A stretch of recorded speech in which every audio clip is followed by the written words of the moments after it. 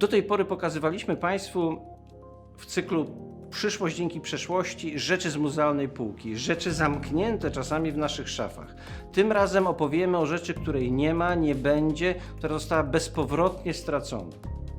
Każda uczelnia ma swoje legendy, opowieści o ludziach, miejscach, wydarzeniach, historie, które budują naszą tożsamość, budują naszą tradycję, które są nierozerwalnie związane z uczelniami, na których pracujemy.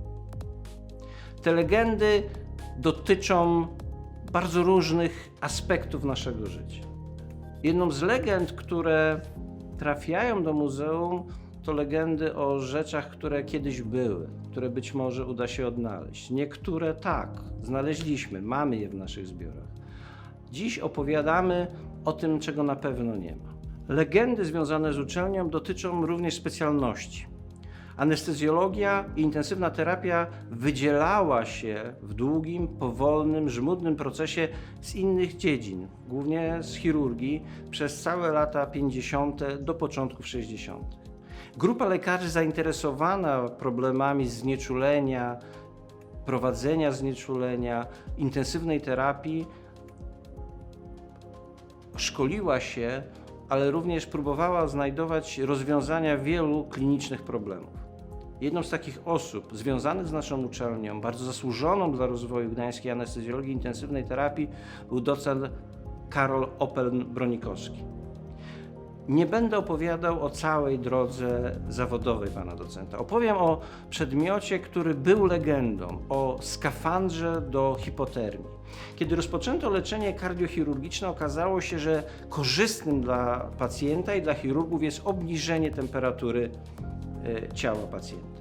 Było to możliwe początkowo w wielkich wannach wypełnionych lodem i zimną wodą, ale była ta procedura trudna i niezbyt bezpieczna.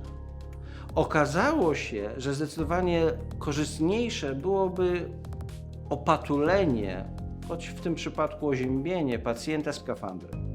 O skafandrze opowiadano nam w trakcie studiów. Potem okazało się, że zniknął.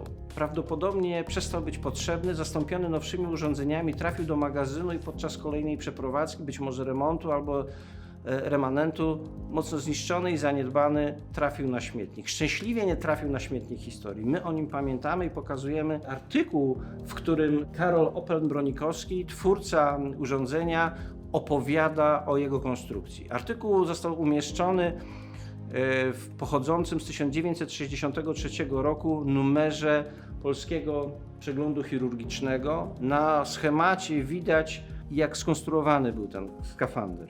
To jedno- lub dwuwarstwowy twór z gumy z odpowiednimi rurami doprowadzającymi zimną i ciepłą wodę z manometrem i termometrem. Dzięki temu można było w sposób w miarę bezpieczny, ale na pewno kontrolowany, oziębiać ciało pacjenta. Przeprowadzono dzięki temu urządzeniu wiele zabiegów operacyjnych, które uratowały życie wielu chorych. Szkoda, że skafander się nie zachował, bo byłby dzisiaj przepiękną pamiątką czasu rozwoju uczelni, rozwoju medycyny i tych pionierskich czasów, kiedy wiele rzeczy trzeba było konstruować de novo. Wbrew pozorom, wciąż jesteśmy w takich samych czasach. Wszystko jest przed nami.